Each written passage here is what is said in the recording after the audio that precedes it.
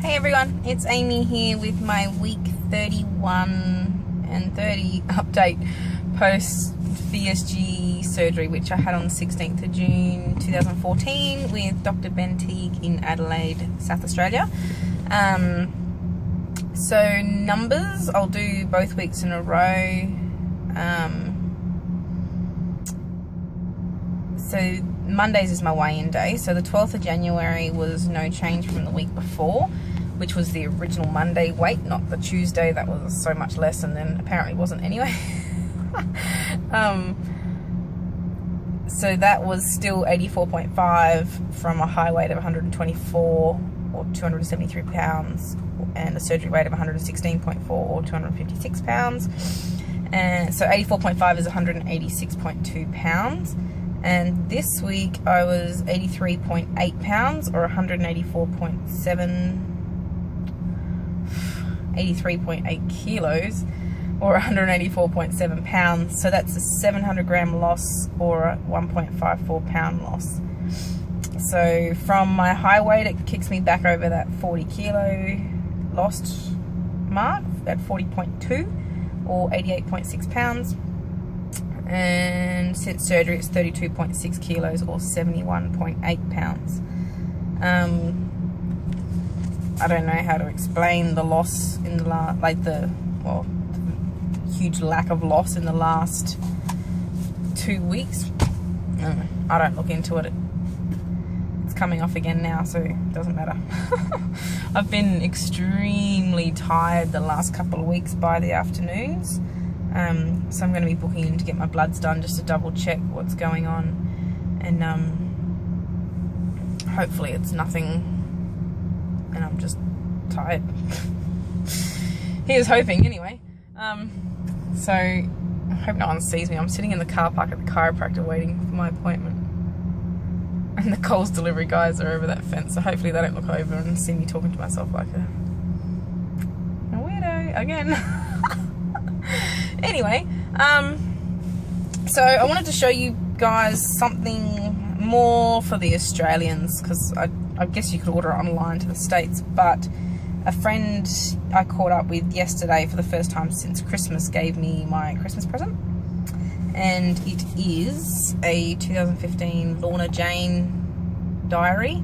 So I don't know if you'd have to order them online, I guess, but anyway, it's 2015, my year to move, nourish and believe is what it says in the gold, and it's like a fabric cotton stuff, but the colour is right up my alley. She put her little note in there. She's got the nicest handwriting. I envy people with nice handwriting. But anyway, the entire thing is just, oh, that's her with her millions made out of workout gear and stuff. It's got like a goals page, and then obviously it's a calendar, but throughout it, it's got a lot of little, gosh, now I won't be able to find one that I need one.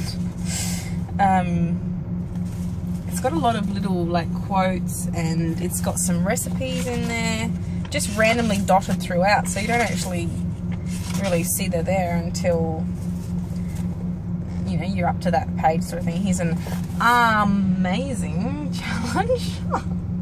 That's so corny but awesome. So little things like that dotted throughout it, because obviously it's workout stuff, because that's what she's all about. Little cooking charts, just random, but it's really beautiful. Like, the paper's really nice and thick. Oh, hello, raw cake pops. Get excited, people. They're on sticks. Oh, that's hilarious. Anyway, there you go. 3 tech tips to find balance in your day. Which leads me into the next thing that I wanted to mention. So this is really awesome. I plan on actually having a look through. I wrote a few things in there last night, but it's really nice. It was very thoughtful of her. She's like a gym junkie and an instructor and stuff anyway, so she's always thinking of things like that. So yesterday, in the afternoon, I watched the Naked Truth episode from the Sunday night show that they had with Sarah Nudnorigan, and she mentioned using social media as a transfer addiction, and that got me into thinking what my transfer addiction is, and if I really have one or not, because I'm not social media addicted. Like, I check my weight loss Facebook page maybe once a day if I remember. I've got enough shit on my normal Facebook page to check than having to go and see what's happening on that one as well. And obviously I'm a mum full time, so you know, a lot of my time is spent with her and housework and things like that, and cooking. I've been doing a lot of cooking. But maybe that's my transfer addiction. But I'd asked Alex if he thinks I have one, and he does the whole, well, and it makes me think something really bad's coming. But he likes to put things in a way that either won't piss me off or will come across as he wants it to the first time around. So anyway, he seems to think, which is the same way I think, is that I didn't actually have a food addiction in the first place.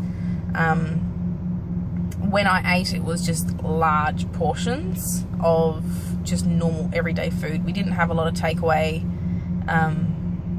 You know, we didn't eat out hardly ever because it's a nightmare with a kid, and things are expensive out here. You can go out and pay $40 for a steak. I can buy a tray of steaks for $30, and there's 4 of them on there, and I cook them better than a restaurant. So, and I'm too damn picky. And obviously it's a real waste for me now. But anyway, prior to surgery, we very, very rarely went out for dinner. Takeout was maybe once a fortnight if we were lucky. So it was all home cooked food, but I would just eat a lot of it. Instead of just having, you know, a small bowl of spaghetti bolognese, I'd have 2 big bowls. So that was my downfall. He doesn't see me as having a like addictive personality, which I don't think I do either. He said maybe the makeup, but he doesn't actually see that as a problem. You know, if I started trying to sneak it in the house, then it's obviously a problem. But he doesn't see me as having anything else that I've transferred over to. So, which was kind of refreshing to hear, because I don't think I do. But obviously what you think and what other people think can be very, very different. And to have an outsider's point of view, to step back and just go, hang on, something's not quite right here, is it's really quite refreshing to hear. And I think you need to hear it a lot as well. No one in my family's mentioned anything, like my sister or my dad or anything like that. If anything, I've just started cooking more. But I mean, I feed everyone else too, so it's not like I'm trying to eat what I'm cooking. It's just cooking it and then either freezing it or getting rid of it to dad and whatever. So but I think that's for something to do too, and it's because I love cooking, so why would I not? That kind of time is what I use for my YouTube videos and things like that. I can put, you know, my tablet in the corner of the kitchen bench, and I can do what I need to do while watching and listening to videos. So it kind of kills 2 birds with 1 stone, because I don't have an hour just to sit there and randomly look through videos. So yeah, that's my thought on that anyway. I mean, I see a lot of people obviously clearly are addicted, because that's all they do is, you know, be on Facebook all day, which, you know, it's fine. If that's your thing, that's your thing. Nothing anyone can say or do to make you change that. That's your thing. So my biggest mission this week will be to move more. I'm going to be having 3 kids in my house within the next, say, half hour. As soon as I'm finished here, I've got to go and pick them all up. My daughter's at daycare today, and I'll be having 3 extras. I've got a friend that's moved back to town, so she needs to get all her stuff into the house and unpack as much as she possibly can by the time I drop these kids back off. So that'll be interesting, because the youngest is only like 14 months old or something, and they don't actually know me. The oldest one is a little bit older than my daughter, but they've been gone for the last 18 months. So, you know, that's a long time for such little kids. And the baby I hadn't met until Sunday when I picked him up from the airport. So that could be a very interesting day, but I'm sure they'll be fine. It's new toys and stuff for them to play with, so I'm sure they'll run amok. So that'll be my incidental exercise today. We'll be rocking a baby to sleep and playing with like a couple of new little kids. So, but yes, moving more is definitely my thing this week.